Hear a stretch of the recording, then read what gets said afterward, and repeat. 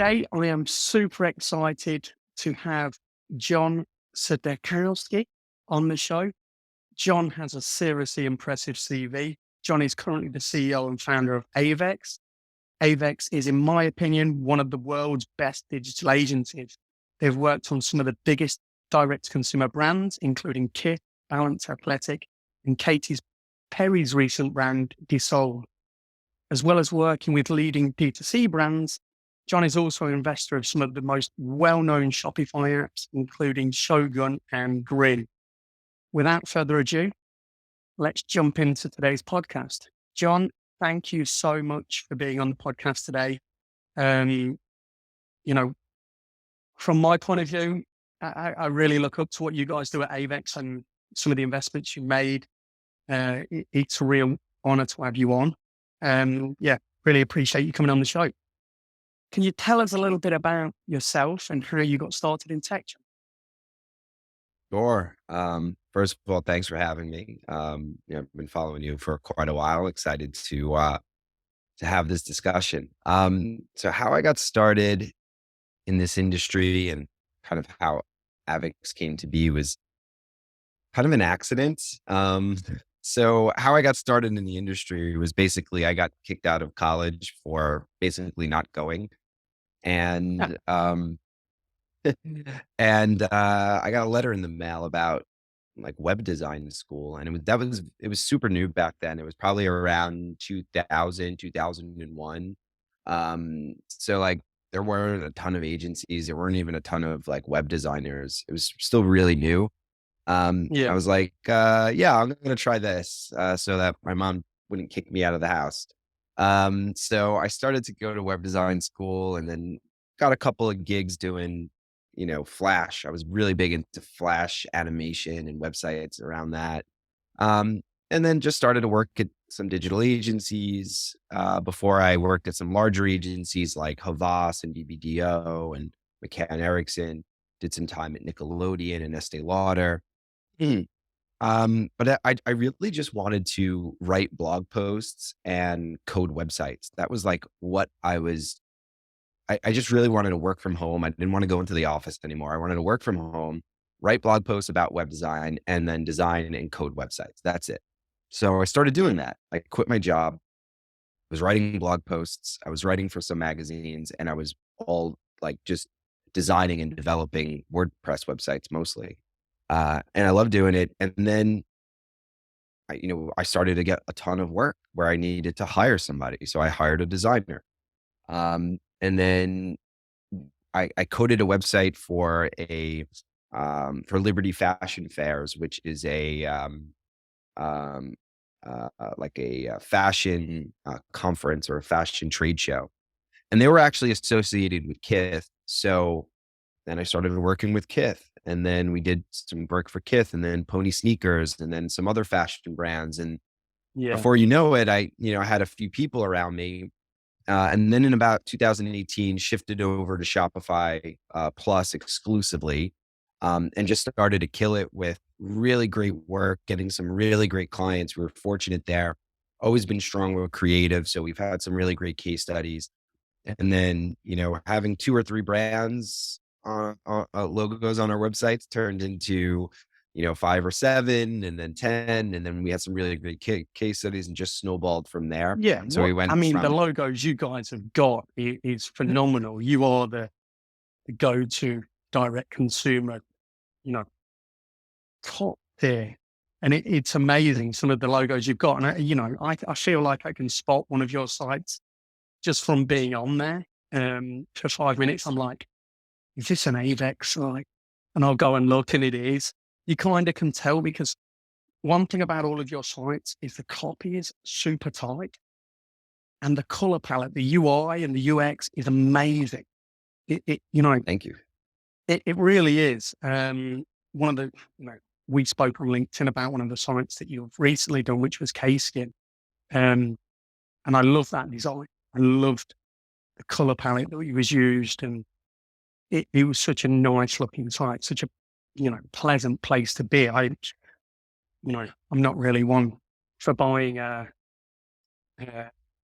sunscreen, but even I was like, I need this.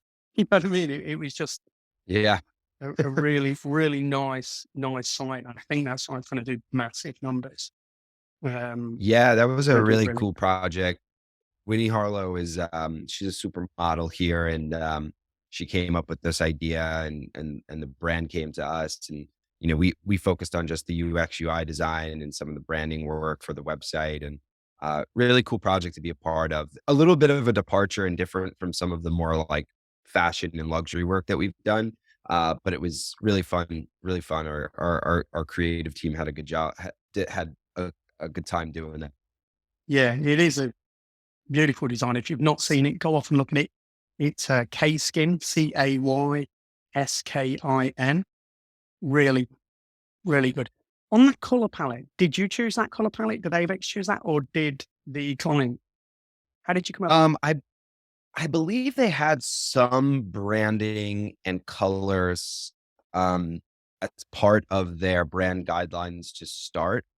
And our job was basically, how do we incorporate that branding that they have into digital? How do we make that come across well on an e-commerce store, right? So in some cases, um, we're given the color palette. In some cases, we're just giving a general brand direction, and then we have to like define the color palette. I think in that case, they may have had some brand guidelines and some colors and fonts and things Yeah, like that already created. And then, our job is to translate that into digital. yeah. No, you guys did a great job on that one. I love that design. So Avex, you guys fully remote, or are you a hybrid? Yeah, so I would say it's a semi-hybrid. So we're like 90% remote. We have office space in New York City in on Greenwich Street, and some of our team members go in there more often than others. We have some people that go in almost every day, and then we have a couple that come in once a week or a couple times a month.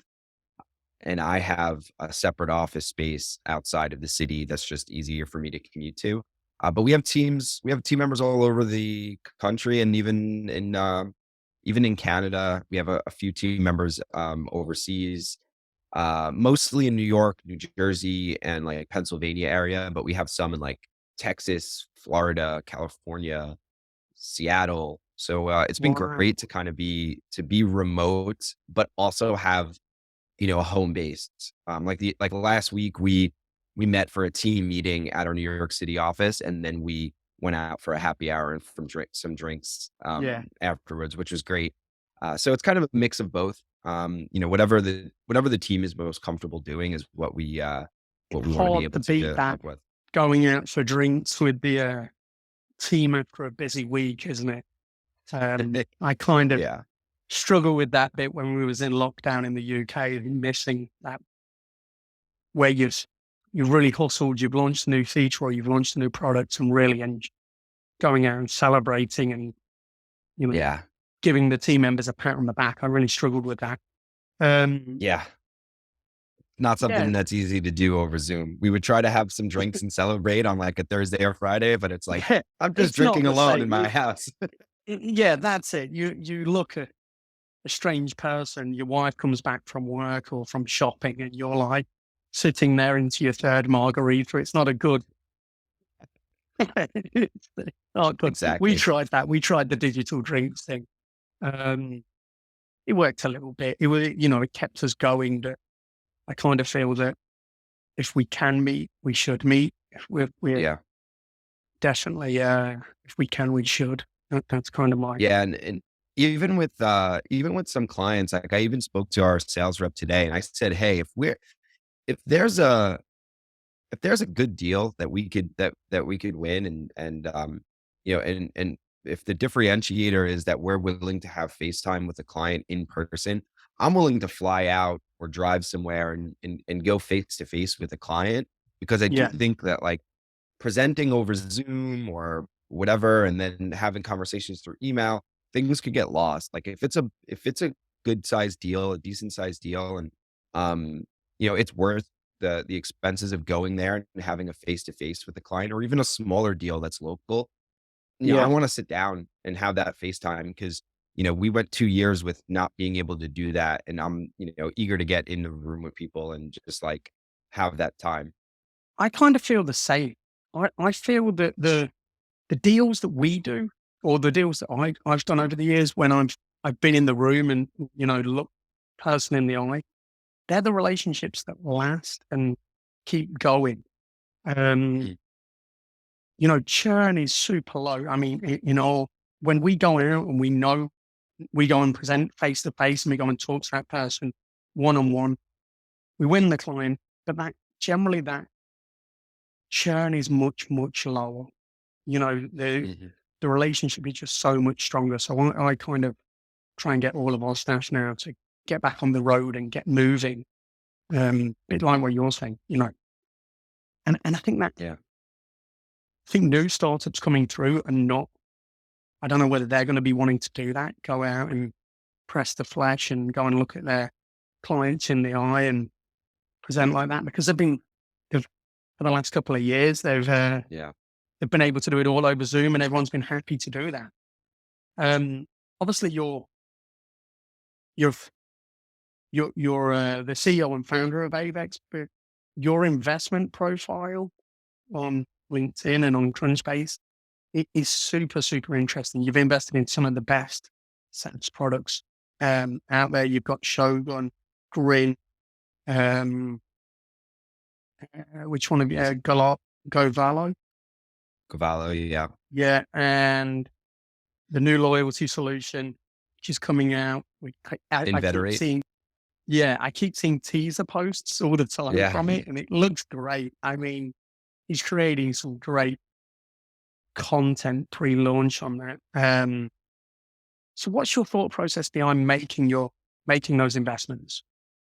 Yeah, that's a great question. And that's something that's fairly new to me. And these opportunities just kind of started to present themselves as two things. One, the agency grew, so we started to get more recognized in the space as, being a notable name in e-commerce, and also just personally being able to post more on LinkedIn and and provide some value to the community. So these opportunities sort of just started to present themselves. And um, you know, Shogun had came to me because we built one of the first Shogun front end headless websites for Right. One Blade Shave. And it was literally maybe one of like three that came out that year, or one of five that came out that year.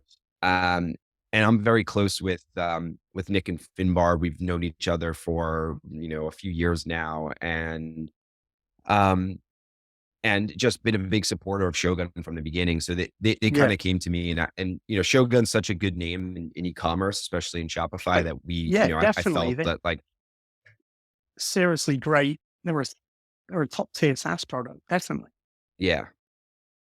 Yeah, Yeah, they and then same for the other ones, like Grin and Inveterate are both kind of through Dylan and his team, and being able to, they have he has some really good opportunities. Inveterate is just a super interesting idea. So like same thing with Govalo, like they're just different products, right? Like, so Grin yeah, is like really taking a stranglehold over like influencer marketing and the platform there. And Govalo is reinventing gift cards, and Veterate reinventing loyalty. So like when I try to vet some of these, it's when the ones that are doing something really different, or they have those ideas of like, almost like that idea that's like, it should have been so simple that someone else should have started it. And you go, oh, wow, that was a really great idea. So when I yeah, look at some of these, I'm like, wow, why hasn't anyone done this yet?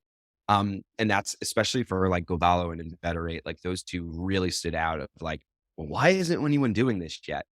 yeah. And they're kind Gavalo, of I the see first some ones to jump great in. hires. They're Mhm. hiring big, and some of the people that they're getting to join the company, some super smart people. I know some people who I follow have actually just joined the company, so they seem to be doing great things. I think they're the next big, big SaaS product on the Shopify App Store. And although they're doing great now, but I think they've got so much space to grow. Um, Yeah. Inveterate, I love it. I just want to see more. It's one of those things I just want to see more of it.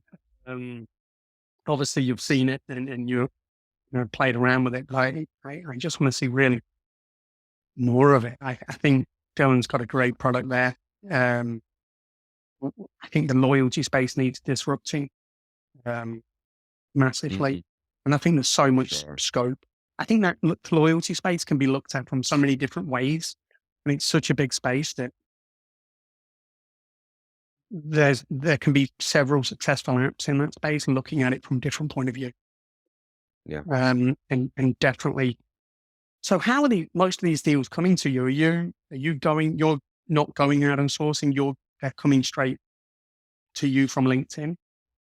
Yeah, it's more so, to be honest, all of those were through just knowing people in the industry and speaking to them. I would say, like, everyone that I've gotten involved in so far out of those 4 have been, um, just through engaging with them prior to, like, for example, like I said, Shogun, we worked with them for some time, became close as far as, like, utilizing the product and, just speaking to Headless a lot and things like that.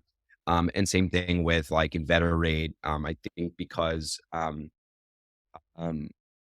we invested in Grin through, uh, like, Dylan's group, and then I became close with him and getting, involved in Veterate. And also all of them kind of want the strategic investors too. They want investors who are Yeah, gonna bring value and talk about the product. And you could see all of these products really align well with e-commerce. So, they're looking for investors who are gonna bring value, not just funds. There's definitely smaller investments compared to some of their other investments. Shogun's raised a yeah, ton of money, yeah, and I'm a very tiny piece of that. So it's more so like, one, will these products bring value to our customers and to e-commerce community in general? And yeah, two, can I definitely. bring any value to those companies as well by talking about it or partnering with them? And I'm definitely not going to invest in anything that I wouldn't advise our clients on. Right. I want to be able to really believe in the product and really believe that it is a good solution and then it's going to bring value to their business. Yeah, no, that definitely makes sense. And that's a great process to take when you're investing in those companies. So there's a lot of talk on Shopify app store at the minute, um, from Shopify app developers about recent changes. And obviously there's a lot of chatter on Twitter about, Shopify sort of cloning popular apps within the Shopify store. Um, how do you feel about that? How do you think about it? Do you not worry about it with those investments, or do you think, Yeah. So where I think Shopify can get really defensive is going to be on the payment side of things. And I think that that was I know what you're talking about, especially on Twitter, with some people talking about Shopify eating its own ecosystem and things like that. Um, in that specific situation, if you're going to create a product that literally bypasses Shopify's checkout and starts to take away from their revenue, you're going to yeah, run into some issues. That would be the same way if that an app developer created a app for iOS that stopped Apple from making money. They're going to do the yeah, same yeah, thing. yeah, yeah, In my opinion, though, like, Shopify has already created, Shopify already has reviews, but yeah, definitely, there's reviews companies that are doing well, clearly. yeah, Shopify also has some sort of email marketing tool, but Klaviyo is killing it. Shopify yeah, also has, sections, but Shogun Page Builder is still doing well. And there Shopify has gift cards. Govalo has come out and is doing gift cards better. So, like, same thing with iOS though. Like, I don't it use the seems to me if you iOS just do now. it better, isn't it? I think it's the support as well. I see that a lot. Yeah. They want to, merchants want to be able to speak to somebody and they want that support. They want that hand holding maybe throughout the life cycle of the journey of the customer and of the product. Um, yeah, definitely do. They want better support. They want somebody they can go on live chat and speak to, or pick up a phone and speak to.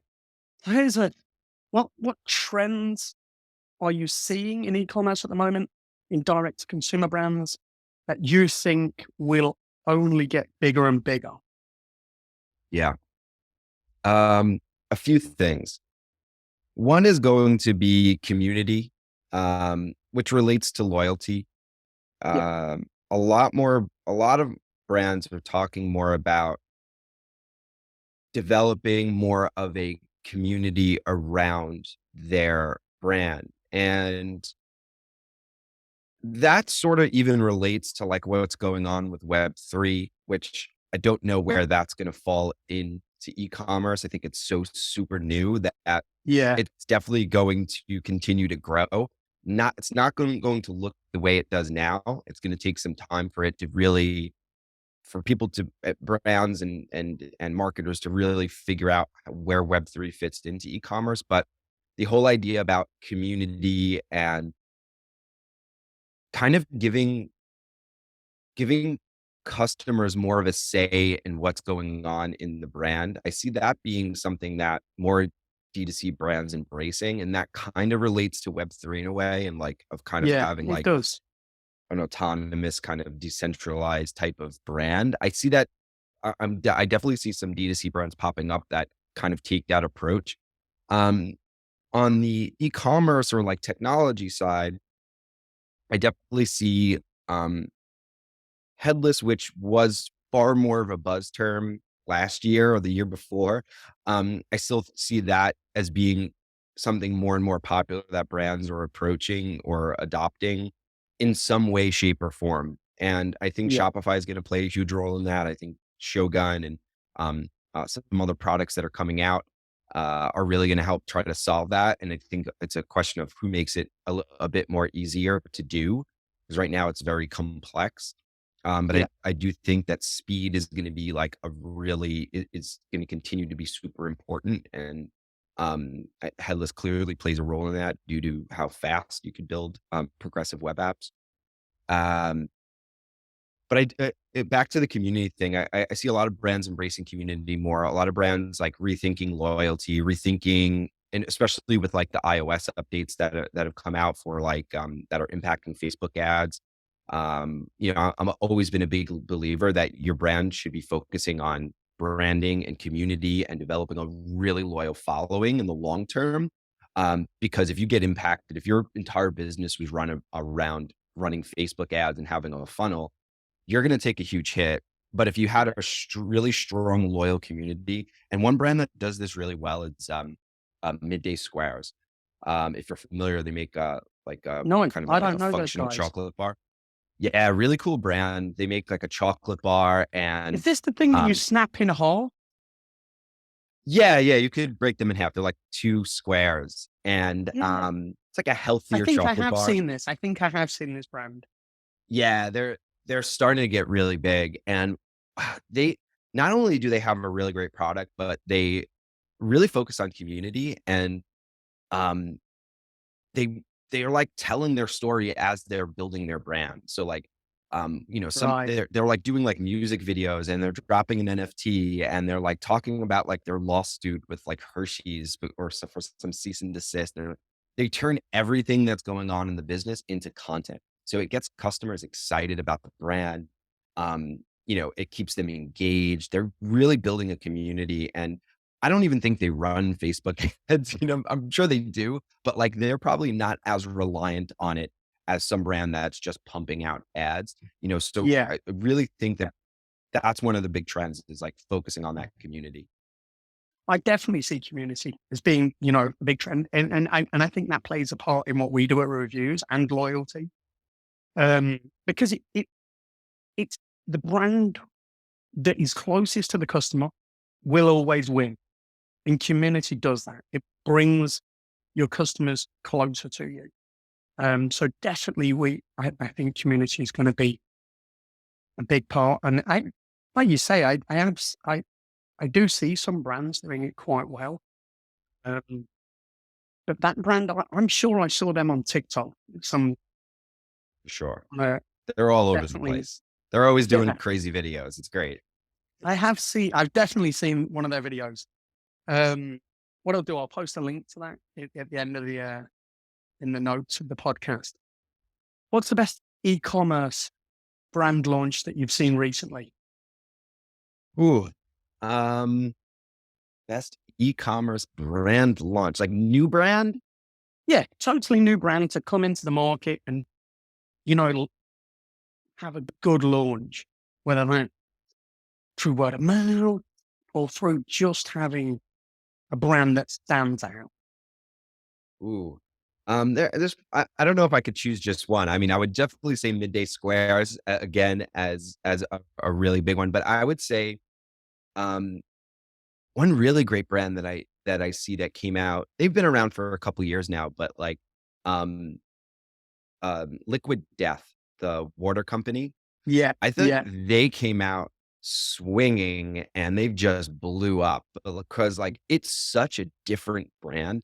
Like they took a death metal, heavy metal logo and turned it into a brand for water. And like there's people getting it tattooed on themselves. There's like that's another brand that like really focused on community because what they did was like I don't know if you're familiar with the heavy metal scene, but I used yeah, to be, still am, but like when I was younger, I used to go to all these festivals like Ozfest and like all these big, shows. And there was never any water brands. It was always like Red Bull and, energy drinks and beer and booze yeah, and Jägermeister and all that stuff. They came out and was like, hey, there's no water brand for this community that already exists. So they tapped into a hard rock, heavy metal community and said, hey, look, let's put something in there that's not alcoholic, that doesn't taste like crap, and that it's like, just really good. And there's so many angles there because there's the sustainability angle from not using plastics. There's the non-alcoholic angle. There's the cool vibe and like branding angle. yeah. It's It's got that so cool many vibe. Their things. branding is so strong. The branding is strong in it. It is an awesome launch. Yeah. Awesome, Yeah, and it awesome. was a built-in community. So that's what another thing about building communities, is that you don't necessarily have to build one just around your brand and just start from scratch. What they did was there was already a community there. It was just an untapped community that no one was speaking to. So like brands that come out that could kind of identify that community. Same thing with like some of the other launches that we've done, like Katy Perry's brand Dessoir that we just recently launched. That's making a pretty big splash. Yeah, That's an untapped, like it's non-alcoholic and it's it's a different type of aperitif. Same thing with K-Skin, a very untapped community because it's specifically for people with certain skin conditions too, and all different types of skins. So like finding those little community and becoming very niche, and then and figuring out a way how to scale that and go to a larger audience. Starting with that pre-built community. Those are the ones that are really interesting to me. yeah. No, definitely. The liquid death thing, I love. I love the branding that they've done. It's monster for water. It's Exactly. it's like a niche beer company, but Yeah. without doing the beer, without going through the hassle of creating the beer. They just worked Yeah. so hard on the brand, and even some of their. I was reading some of their copy the other day, and I'm fascinated by copy at the minute. Um, and there's no wasted copy in there in what they do. Every word has a punch to it. It's just so well written. Yeah, Liquid Death's a great shout. So, what advice would you give to a DC brand that was just starting out? As I imagine, this is going to be built community based on. Yeah, Well, definitely build community, but that's easier said than done. Um, it really depends on where you're starting. Um, because like you could be bootstrapping it or you could be funded. If you have the funds and the backing, you could really play the long game and like, or try to scale a lot quicker by engaging with content creators, engaging with influencers. I think that like, the creator community is really huge. So like, if you have the funds to be able to do that, to work with a lot of different influencers, I think that's a quick way to kind of leverage someone else's platform and someone else's community. And that's kind of like a no brainer. I rather put funds into influencer marketing than into Facebook ads, right? I think you're going to have a Yeah. bigger bang as long as you find the right influencer who's going to really care about the brand and that you are targeting the right um, audience. I think that's a good way, but a lot of DTC brands, if they're bootstrapping it, that could be a really expensive way. So Yeah. playing the long game. Um, so one big mistake a lot of DTC brands make, or brands in general, they invest way too much money into like their branding design and their website. Like we've had brand new brands come to us and want a completely custom e-commerce experience and spending six figures on doing that. You're eating up a lot of your capital when, you need that. So my advice would be to, just use a pre-made Shopify theme, and, make it look really cool. Invest in content, invest in copy, invest in, partnerships and focus on those things in the early stages to really build your community. You don't need to spend $200,000 on a headless website build that's completely custom and unique. Like I've seen brands scale and do tens of millions of dollars on using like a pre-made theme. And we build custom websites from scratch, and I'm still telling you Yeah. not to. Yeah. Where you should reinvest that is prove that your product works, it could sell, that you built a community, that your customers really care more about your product than they do what your website looks like. Once you get to that point, then you can reinvest in things like conversion rate optimization um, a unique customer experience, a unique user experience, and start to like slowly edit from there. It's like really just don't try to be the next Warby Parker like out of the gate. It's going to take some time. Um, but then again, it depends. It depends if you have backing. It depends on what your product is. Yeah. But I guarantee you, all And those successful brands didn't throw all their money into a website design when they first launched.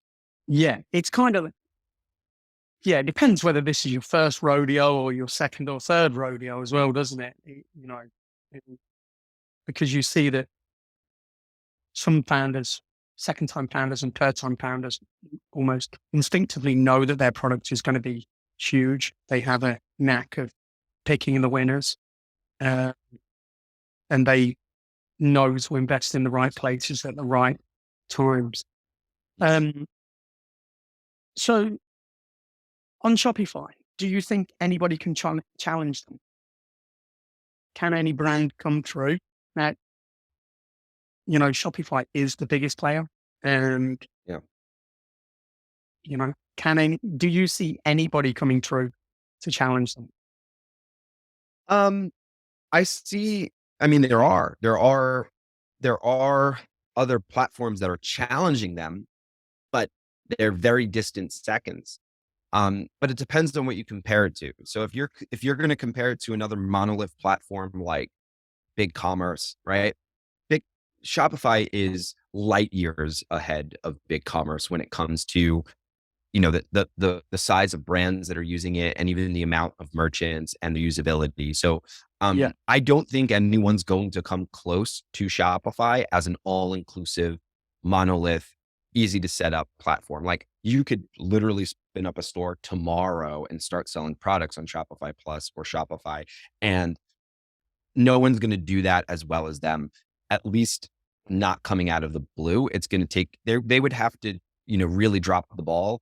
And someone's going to have to come in with something that is better than Shopify, which is kind of hard to do. It's like, yeah, they're like, but if you compare it to something else, I do think there's some challengers there that have some interesting products that do something really different. Like you have, um, um, headless solutions that are targeting brands that are much larger, that are taking more of a mock approach, like that are aligned with the mock alliance, like microservices, APIs, cloud, and headless, which Shopify can do in a way. But yeah, if if you're a larger enterprise brand, you could definitely grow your brand on Shopify. It's been done. You could use it and you could go headless with Shopify if you really need to push the boundaries of it. But I could see other platforms challenging Shopify in a way, like in a certain aspect, but no one's going to challenge them and come close when it comes to an easy to use, out of the box monolith platform that has everything you need for e-commerce. No one's going to really Yeah.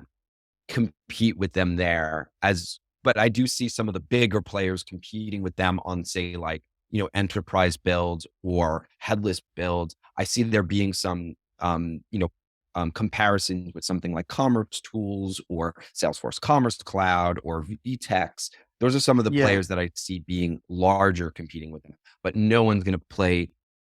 No one's going to even come close when it comes to like an all-inclusive platform, especially for like smaller or mid-market brands. Yeah. Yeah. Definitely. I mean, we are seeing reviews. We've seen a few more sites going big commerce, not enough really to make a dent. Um, yeah, we don't see enough moving. We don't see brands leaving Shopify to go to other brands, No. other platforms. We see people leaving Magento and going big commerce still, but not in big Yeah. enough numbers. Yeah. Um, I mean, you're talking about with BigCommerce, talking about a few 100,000 merchants or so, or maybe even less. I don't even know how many they have, but Shopify is well above 1 million merchants. yeah, And, it's like if you compare the names that are on Shopify Plus to anything on BigCommerce, it's like they would have to catch up. You know, Shopify would have to yeah, basically fail or do something really stupid for BigCommerce yeah. to catch up. But that's And it. I Magento mean, but just doesn't seem like they're paying attention to Magento anymore. no, but brands do, platforms do make mistakes. Look at Magento. They do. Magento 2 killed Magento. Yeah. It was theirs to lose at one point in the game. They were the de facto e-commerce platform before They were. Shopify came along, and Yeah, they dropped the ball, but Magento's always been complex, right? It's always been yeah, complex. And I think that they heavy. could have did what Magento did, but they were also acquired by Adobe, which I don't think they knew exactly what to do with it. Like Adobe seems to be Yeah, more focused on like Commerce Cloud and like more enterprise. They could have, they were around before Shopify. They could have definitely been like, okay, well, we need to do more of an easier solution. So I definitely think that they dropped the ball a little bit on that one. definitely, Um, definitely. but you know, it would be, I think it would take a long time Yeah. and a lot of mistakes for Shopify to mess this Well, up. you see, Shopify makes great hires. They've got great Yeah. people working there. They've got talent. They, you know, they're not sitting on any of their laurels. They're still innovating and producing great tech day in, day out. So I don't see anybody coming for them anytime soon. As much as I think it's always good for them to have good for a platform to have competition because it keeps everybody Yeah. on their toes. But yeah, I don't see anybody anytime soon. So, what developments are you most excited about in e-commerce over the next 12 months? What are you seeing? Is it headless that you're seeing more of that? Um, I think the I, I I wouldn't say I necessarily seeing more of headless, but I definitely see headless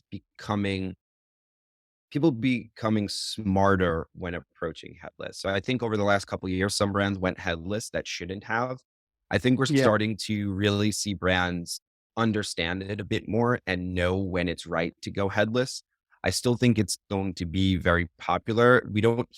It's not as much of a buzzword as it was before. Now we're starting to seeing things like the Mock Alliance. We're starting to see things um, like the talk about composable commerce.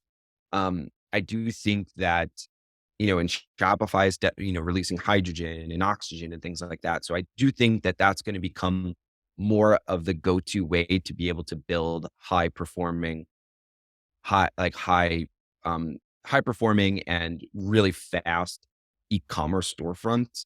That's absolutely going to be going to get more and more popular. But I do think people are getting smarter about it because Yeah. we don't get as many requests for it from the smaller brands as much. Because over the last couple of years, it's like, oh, we want to go headless. I'm But they're like, okay, just well, they're just ticking a box, aren't they? They're just, yeah. they're just thinking the box. They have no idea the complexities behind it or the investment involved or how much it's going to take their team time to update content and all those other Yeah. things. So I think there's more education around headless. But that's something I'm super excited and that we're starting to talk a lot more about when it comes to like, well, who's right for headless and what are the different ways to be able to do it, especially on Shopify Plus. Super excited about hydrogen, and I think that's going to be a game changer for Shopify when it comes to creating really unique storefronts. And once they start to really build out that product, that there was talk about Oxygen, which is going to be like kind of like a serverless hosting type of thing, which we're not really sure Yeah. about yet. But I'm super excited about that because it's just going to make building, regardless if you call it headless or not, it's going to make building really fast storefronts a lot easier. Um, and there's a lot of interesting products coming around headless, whether it's Shogun or what Shopify Plus is doing, or like there's a few other products out there that are pretty interesting. And then there's like more, microservice solutions like commerce tools and things like that. So just Yeah. really exciting time for e-commerce in general. I think it's so exciting. I think we're really seeing e-commerce throughout this pandemic obviously had a massive boom. And, we've seen all these some brands that maybe were struggling, become really successful overnight. You know, Hmm. people adoption of e-commerce became way higher. Um, and then post-pandemic, I'm seeing quality. The sites that are coming through now are really good quality. The sites that are relaunching or um, really gaining footprint are really, really good quality now. And it's exciting. It really is an exciting space. Hmm. Um, yeah, I think there's going to be some challenges maybe throughout the economy in the next 12 months.